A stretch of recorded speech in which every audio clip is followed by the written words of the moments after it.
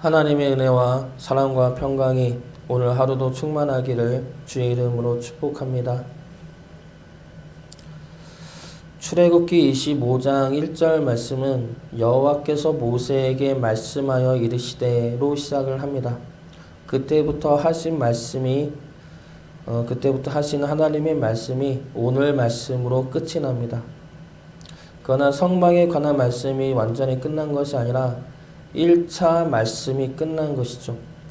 그리고 30장 11절부터는 25장 1절에 하신 말씀이 다시 시작이 됩니다.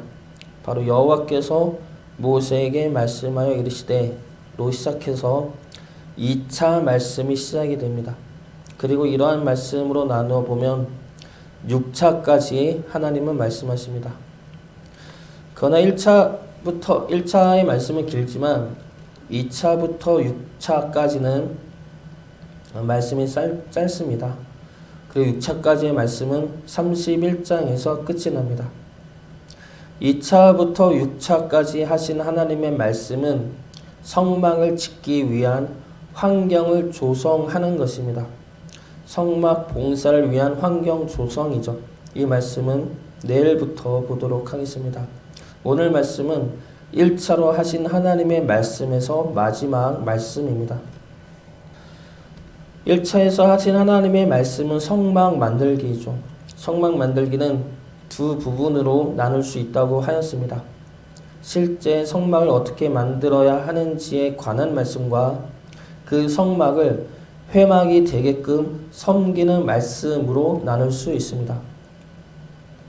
그 중에 성막을 회막이 되게끔 섬기는 말씀은 세 가지입니다. 등불 관리와 제단 섬기기와 그리고 오늘 보는 분향단입니다.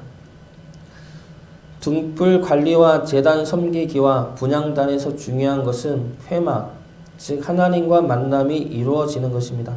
이러한 목적으로 등불 관리와 제단을 섬기는 것과 분향단을 섬겨야 합니다.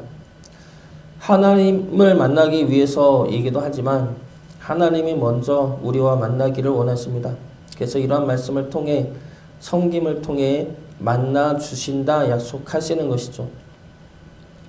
그러면 분향단을 보도록 하겠습니다. 분향단은 향을 사르는 작은 단입니다. 분향단은 어디에 위치합니까? 성소 안에 그리고 지성소 앞에 위치합니다. 지성소 앞 휘장 앞에 분향단을 놓고 거기서 향을 사릅니다. 분향단은 어떻게 섬겨합니까? 두 가지가 나옵니다. 먼저 아침 저녁으로 등불을 관리할 때 향을 살라야 하고 1년에 한 번 분향단 뿔을 속죄제의 피로 속죄해야 합니다. 그러면 이 분향단을 섬기는 모습에서 무슨 의미가 있습니까? 두 가지로 볼 수가 있는데 첫 번째는 기도입니다. 시편 141편 2절 말씀입니다. 나의 기도가 주의 앞에 분향함과 같이 되며 나의 손드는 것이 저녁 제사같이 되게 하소서. 분향단은 기도입니다. 하나님 앞에서 하나님께 드리는 기도이죠. 하나님 앞에서 향으로 기도를 드릴 때 하나님은 그곳에서 만나시고 그 기도를 들으시고 말씀하십니다. 그 약속을 하나님께서 하시는 것이죠. 그러나 우리가 기도를 한다고 해서 그 기도가 다 응답이 되지는 않습니다. 어떤 것은 응답이 되고 어떤 것은 응답이 되지 않습니다. 어떤 것은 바로 응답이 되고 어떤 것은 나중에 응답이 됩니다. 왜 이렇습니까? 하나님은 기도를 하라고 해놓고 왜 이렇게 하나님 마음대로 응답하십니까? 이러한 불만과 의심이 나오는 이유는 우리의 기도가 우리 중심에서 보는 기도이기 때문이죠. 기도는 우리 중심에서 내가 바라는 것, 내가 원하는 것을 요구하고 들어주기를 바라는 것이 아닙니다. 분향단은 하나님을 만나는 것입니다. 하나님이 우리를 만나 주시기 위해 분향단의 향을 사르라는 것입니다. 기도하면 하나님이 들어주신다가 아니죠. 우리의 기도를 통해 하나님이 우리를 만나 주시고 우리에게 말씀하신다는 겁니다. 기도는 우리의 소원과 요구를 빌고 이뤄지는 것이 아니라 하나님의 뜻과 말씀을 듣고 깨달아 우리가 하나님의 거룩한 자녀로 서게 하는 힘입니다. 그러면 기도를 어떻게 드려야 합니까? 분향단의 향을 만들 때 쓰이는 향품은 세 가지가 있습니다. 소암향, 나감향, 풍자향, 이 세 가지 향으로 분향단의 향을 만듭니다. 출애굽기 30장 34절 말씀입니다. 여호와께서 모세에게 이르시되 너는 소암향과 나감향과 풍자향의 향품을 가져다가 그 향품을 유향에 섞되 각기 같은 분량으로 하고, 여기서 나오는 소암향과 나감향과 풍자향이 정확히 어떤 향품인지는 알 수가 없지만 이 향품에 담긴 의미를 보면 우리의 기도가 어떠한 기도가 되어야 하는지는 알 수가 있습니다. 먼저 소암향은 물방울 떨어지다의 뜻인데, 나무를 찌르면 그 중심에서 물방울이 떨어져 나오기 때문에 붙여진 이름이라고 합니다. 그래서 소암향에 담긴 의미는 중심된 기도를 의미하죠. 우리 마음의 중심에서 우러나오는 기도입니다. 표면적이고 형식적인 기도가 아니라 우리 심령의 중심에서 나오는 기도여야 한다는 겁니다. 나감향은 조개 껍질 같은 것을 깨뜨릴 때 나오는 향기라고 합니다. 그러므로 나감향에 담긴 의미는 회개이죠. 깨어짐입니다. 내가 중심이 되어서 내가 원하는 기도에서 깨어지는 것입니다.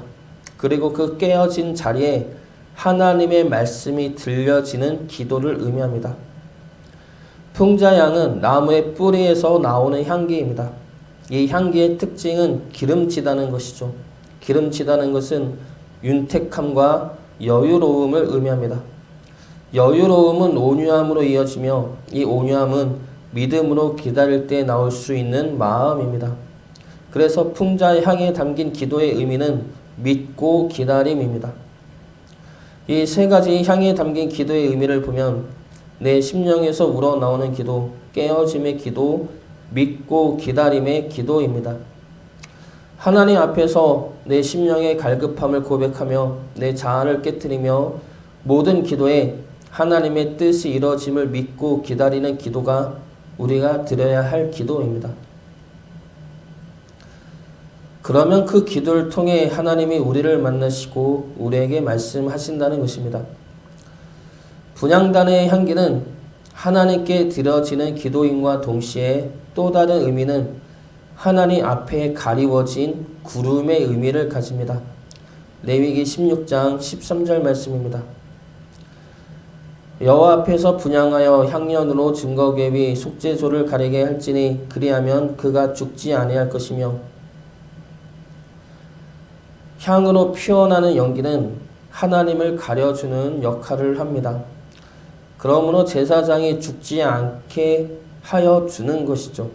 하나님을 보면 사람은 죽습니다. 죄로 인해 죽는 것이죠. 그 죽음을 가려주는 연기가 이 분향단의 연기인 것입니다. 그러나 이제는 예수님의 이름이 그 향을 대신하고 있는 것이죠. 예수님은 증거궤와 분향단 사이에 휘장을 찢으시고 예수님의 이름으로 기도하게 하십니다. 그 이름으로 기도하면 휘장 없이 하나님의 얼굴을 가리는 연기 없이도 하나님 앞에 우리가 설 수 있게 하셨으며, 그 기도를 예수님의 이름으로 하나님 앞에 연락되게 하셨습니다. 요한복음 14장 13절과 14절 말씀입니다. 너희가 내 이름으로 무엇을 구하든지 내가 행하리니 이는 아버지로 하여금 아들로 말미암아 영광을 받으시게 하려 함이라. 내 이름으로 무엇이든지 내게 구하면 내가 행하리라. 그래서 우리는 하나님을 가리는 향 없이 예수님의 이름으로 기도할 수 있으며, 그 기도를 통해 하나님은 우리를 만나 주시고 우리에게 말씀하여 주십니다. 기도를 통해 하나님을 만나시고 말씀을 들으시고 우리의 앞길을 인도받으시길 바랍니다. 내 심령의 중심에서 우러나오는 기도와 내 자아를 깨트리는 기도와 하나님의 미쁘심을 믿고 기다릴 수 있는 기도를 주님의 이름으로 올릴 때 하나님의 붙드심과 이끄심이 우리 안에 일어나기를 주의 이름으로 축복합니다.